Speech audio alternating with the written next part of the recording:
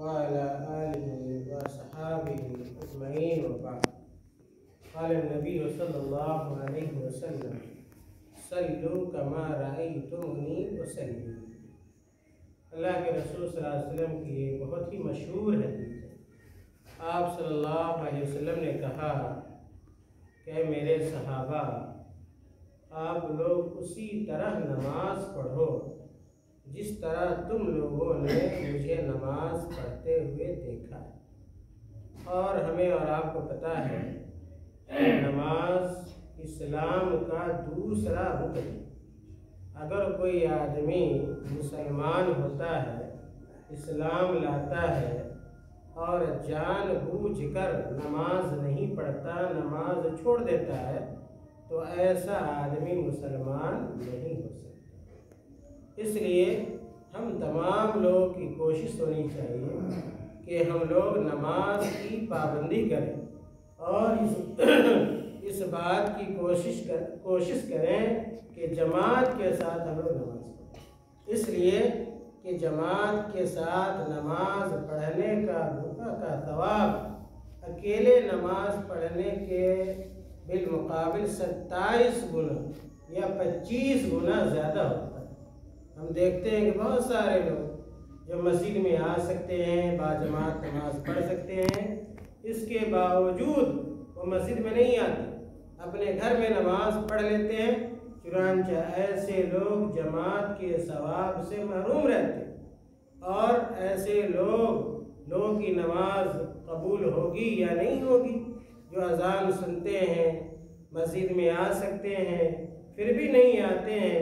تو اس سلسلے میں علماء کرام کا اختلاف. میرے بھائیوں، آج کے درس میں نماز سے متعلق میں آپ کو یہ بتلانا چاہتا ہوں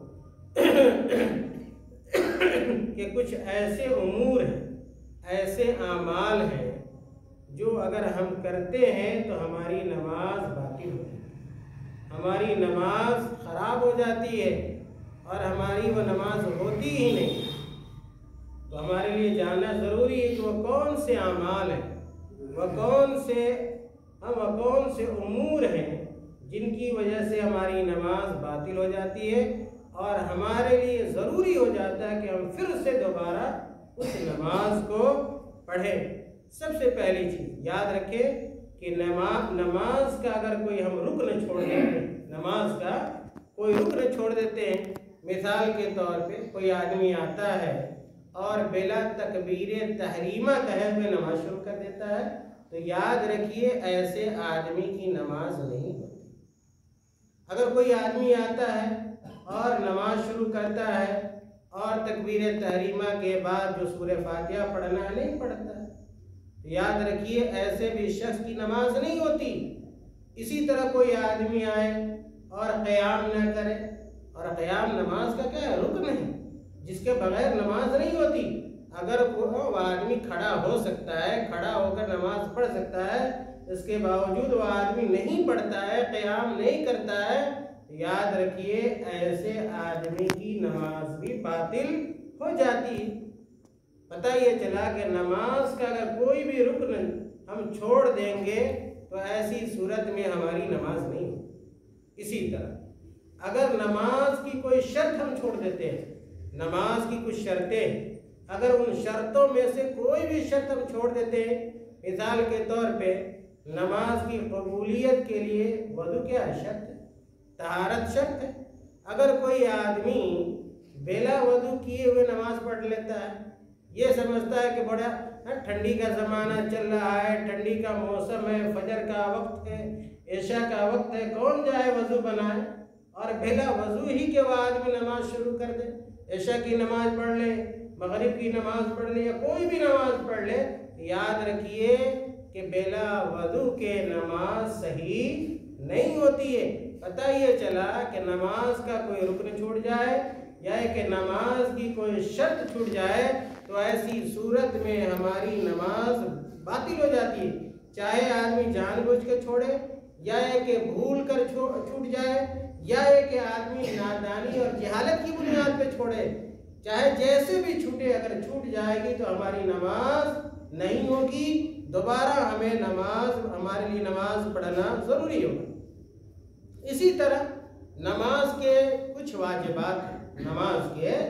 واجبات ہیں، اگر ان واجبات میں سے کسی بھی واجب کو ہم چھوڑ دیں گے، مثال کے طور پہ تکبیر تحریمہ کے علاوہ بھی بہت ساری تکبیرات ہم نماز میں کہتے ہیں کہ ہم رکوع میں جاتے ہیں تو اللہ اکبر کہتے ہیں، رکوع سے اٹھتے ہیں اللہ اکبر کہتے ہیں، سجدے میں جاتے ہیں اللہ اکبر کہتے ہیں، سجدے سے اٹھتے ہیں اللہ اکبر کہتے ہیں۔ یہ جو بھی تکبیرات ہیں، یہ ساری تکبیرات یہ واجب ہیں۔ ان میں سے کوئی بھی واجب یاد رکھیے اگر ہم جان بوجھ کر چھوڑ دیتے ہیں تو ہماری نماز نہیں ہوگی، ہماری نماز باطل ہو جائے گی، اور ہمارے لیے ضروری ہوگا کہ ہم دوبارہ کیا ہے اس نماز کو ہم پڑھیں۔ اسی طرح نماز کو کے باطل کرنے والی چیزوں میں سے یہ کہ اگر کوئی آدمی کیا ہے نماز میں کھڑا ہو جاتا ہے، تکبیر تحریمہ کہہ لیتا ہے، اس کے بعد کیا کوئی مسئلہ کیا اس کے سامنے آ جاتا ہے، اور یہ ہے کہ اس کے گھر کا کوئی فرد آ گیا، کوئی حادثہ اس کے گھر میں رونما ہو گیا، اور وہ آدمی کیا ہے نمازی میں بات کرنے لگتا ہے، گفتگو کرنے لگتا ہے۔ بعض لوگوں کو ایسا بھی دیکھا گیا جن کے جیب میں موبائل ہوتا ہے، اور دوران نمازی کیا گھنٹی بجنے لگتی ہے، اور جہالت کی بنیاد پہ، لا علمی کی بنیاد پہ وہ آدمی کیا ہے نمازی میں اپنا موبائل لے کر کیا ہے اس پر بات کرنا شروع کر دیتا ہے۔ تو یاد رکھیے ایسے کام کی وجہ سے نماز کیا ہو جاتی ہے؟ باطل ہو جاتی ہے، نماز خراب ہو جائے گی، ختم ہو جائے گی، پھر سے آپ کو نماز پڑھنی ہوگی۔ اسی طرح کوئی آدمی کیا ہے نماز پڑھ رہا ہے، اور دوران نماز کیا ہے کوئی بات اسے یاد آ گئی، اور نمازی میں زور زور سے کیا ہے کہا لگانے لگا، ہنسنے لگا، کھلکھلا کر ہنسنے لگا، تو اس طرح بھی کہا لگانے سے، کھلکھلا کر ہنسنے سے بھی نماز کیا ہو جاتی ہے؟ باطل ہو جاتی ہے۔ اس لیے ایسے امور سے ہمیں بچنا چاہیے۔ اسی طرح بعض لوگوں کو دیکھا جاتا ہے کہ جب نماز میں کھڑے ہوں گے کبھی ادھر حرکت کریں گے، کبھی ادھر حرکت کریں گے، یعنی کثرت کے ساتھ وہ حرکت کرتے ہیں، ہل ڈول کرتے ہیں بلا کسی ضرورت کے۔ تو یاد رکھیے ایسے امور سے بھی، یعنی کثرت کے ساتھ بہت زیادہ بلا ضرورت کے حرکت کرنے سے بھی نماز باطل ہو جاتی ہے۔ چنانچہ ہمیں ایسے امور سے بچنا چاہیے جس کی وجہ سے ہماری نماز خراب ہو جائے۔ یہ پہلی بات ہوئی۔ دوسری اور آخری بات جو میں آپ کے سامنے رکھنا چاہتا ہوں وہ یہ کہ کچھ ایسے امور ہیں جن سے نماز تو باطل نہیں ہوتی، لیکن ہماری نماز کے ثواب میں کمی ہو جاتی، ہماری نماز کے ثواب میں کمی ہو جاتی۔ ہم اور آپ کیا چاہتے ہیں کہ ہم نماز پڑھیں تو پورا کا پورا ثواب ملے، 100% ثواب ملے، 100% ثواب ملے، لیکن آپ نماز بھی پڑھ رہے ہیں، محنت بھی کر رہے ہیں، لیکن آپ کو پورا ثواب بھی نہیں مل رہا ہے۔ تو ہمارے لیے جاننا ضروری کہ وہ کون سے امور ہیں، وہ کون سے اعمال ہیں جن کی وجہ سے ہماری نماز کے ثواب میں کمی ہو جاتی ہے۔ اللہ کے نبی صلی اللہ علیہ وسلم نے اس سلسلے میں فرمایا کہ آدمی جب نماز پڑھے تو کبھی کیا ہے ادھر کیا ہے دیکھے، کبھی ادھر دیکھے، یعنی کبھی ادھر توجہ لے جائے، ادھر توجہ لے جائے، دائیں دیکھے، کبھی بائیں دیکھے، تو اس طرح بھی آدمی کی نماز کے ثواب میں کمی ہو جاتی ہے۔ اور ایک حدیث کے اندر اللہ کے نبی صلی اللہ علیہ وسلم نے کہا، اللہ کے نبی صلی اللہ علیہ وسلم سے پوچھا گیا کہ یہ التفات کیا ہے، کہ آدمی کبھی کہ ادھر ملتفت ہوتا ہے، ادھر توجہ کرتا ہے، ادھر توجہ کرتا ہے، تو اللہ کے نبی صلی اللہ علیہ وسلم نے کہا هو اختلاس یختلس الشیطان من صلاة العبد، کہ جب نماز کے لیے آدمی کھڑا ہوتا ہے تو شیطان آتا ہے، شیطان آدمی کو کیا کرتا ہے بہت ساری باتوں کو یاد کرانا شروع کرتا ہے، جس کی وجہ سے آدمی کی توجہ کیا ہو جاتی ہے، نماز سے ختم ہو جاتی ہے، نماز سے ختم ہو جاتی ہے، اور اس طرح شیطان ہماری نماز سے چوری کر لیتا ہے۔ جو ہماری توجہ نماز پہ ہونی چاہیے، دھیان نماز کی طرف ہونا چاہیے، وہ دھیان ہمارا بڑھ جاتا ہے، توجہ بڑھ جاتی ہے، جس کی وجہ سے ہماری نماز کے اجر میں اور ثواب میں کمی ہو جاتی ہے۔ پتہ یہ چلا کہ آدمی کی توجہ اگر ادھر ادھر نماز میں ہوگی یا جائے گی تو اس کی وجہ سے بھی ہماری اور آپ کی نیکی میں، نماز کی نیکی میں کمی ہو جاتی ہے۔ اسی طرح آدمی کیا ہے جب نماز میں کھڑا ہوتا ہے تو کچھ ایسے کام کرتا ہے جو کہ ضروری نہیں ہوتے، کبھی नाक में उंगली डालेगा, कभी कान में उंगली डालेगा, कभी सर खुजलाएगा, कभी बदन खुजलाएगा। तो ऐसे उमूर से भी नमाज में हमें क्या करना चाहिए? बचना चाहिए। ये भी क्या है? नमाज के मकरूहात के ज़िम्न में आते हैं और इससे हमारा अजर और हमारा सवाब कम हो जाता है। इसी तरह बाद लोगों को देखिएगा, नमाज पढ़ेंगे तो कभी क्या अपने पीछे हाथ ले जाएंगे, कभी क्या पहलू में हाथ ले जाएंगे, कभी क्या बगल में हाथ ले जाएंगे। तो ऐसा भी नहीं करना चाहिए। बाद लोग नमाज में खड़े होंगे तो अपनी अंगुलियों के अंदर क्या है? अंगुलियां डालते हैं, अंगुलियों को चटकाते हैं, अंगुलियों को बजाना शुरू कर देंगे। याद रखिए, ऐसे कामों से भी हमारे नमाज में कमी हो जाती है और अजर सवाब में कमी हो जाती है। इसी तरह बाज़ लोग जब नमाज में बैठेंगे तो ऐसे बैठेंगे जैसे क्या कुत्ता क्या बैठता है।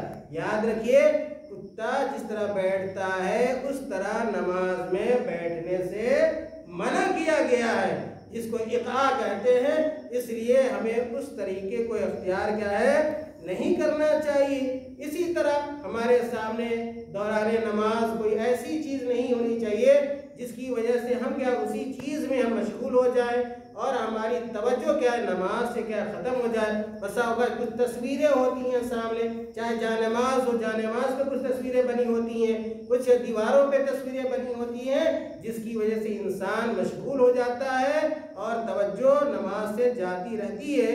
इसलिए आदमी को इन चीज़ों से परहेज़ करना चाहिए।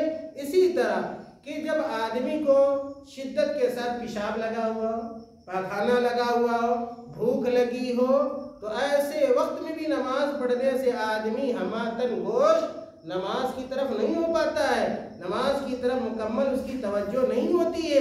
याद रखिए, अगर पेशाब लगा हुआ है, पाखाना लगा हुआ है, शिद्दत की भूख लगी हुई है, तो पहले आप जाके पेशाब कीजिए, पाखाना कीजिए, खाना खा लीजिए, उसके बाद क्या है इत्मीनान से क्या है नमाज पढ़िए। अल्लाह के नबी सल्लल्लाहु अलैहि वसल्लम ने फरमाया है हदीस के अंदर, ला सलात बिहदरत तामिन, कि जब खाना मौजूद हो और आपको भूख भी लगी हो, बहुत तेज भूख लगी हो, तो ऐसी सूरत में हम पहले क्या करना चाहिए? खाना खाना चाहिए और उसके बाद नमाज पढ़नी चाहिए। इसी तरह अल्लाह के नबी सल्लल्लाहु अलैहि वसल्लम उसी हदीस के अंदर बयान फरमाया, वाला हुवा युदाफिउ अल अखबथन, कि आदमी को नमाज ऐसी हालत में नहीं पढ़नी चाहिए कि उसे पेशाब लगा हुआ हो और पाखाना क्या है लगा हुआ हो। इसी तरह आखिरी बात कि आदमी कि आदमी जब सजदा करे, सजदा करने का तरीका है कि सजदा करे तो सजदा में अपने दोनों हाथ को क्या करे? बिछा दे। तो इस तरह भी नहीं बल्कि अपने हाथ को क्या रखना चाहिए? खड़ा रखना चाहिए। तो मुअज़्ज़ज़ हाज़रीन, मैंने कुछ ऐसी बातें आपको बतलाई जिनके करने की वजह से हमारी नमाज बातिल हो जाती है और ऐसी सूरत में दोबारा नमाज पढ़ना हमारे लिए ज़रूरी हो जाता है। इसी तरह कुछ ऐसी बातें मैंने बतलाई जिसकी वजह से हमारी नमाज के सवाब में, अज्र में कमी हो जाती है। अल्लाह ताला से दुआ है कि अल्लाह ताला हमें और आपको नेक अमाल की तौफीक अता फरमाए। अल्लाह ताला हमें और आपको सुन्नत के मुताबिक नमाज अदा करने की तौफीक अता फरमाए। अल्लाह ताला हमें और आपको नमाज बातिल कर देने वाले उमूर से, यानी कि नमाज के अज्र सवाब में कमी कर देने वाले उमूर से अल्लाह ताला हमें हमारी और आपकी हिफाजत फरमा ले। आमीन। व आखिरु दावाना अल्हम्दुलिल्लाहि रब्बिल आलमीन। वस्सलामु अलैकुम व रहमतुल्लाहि व बरकातुहू।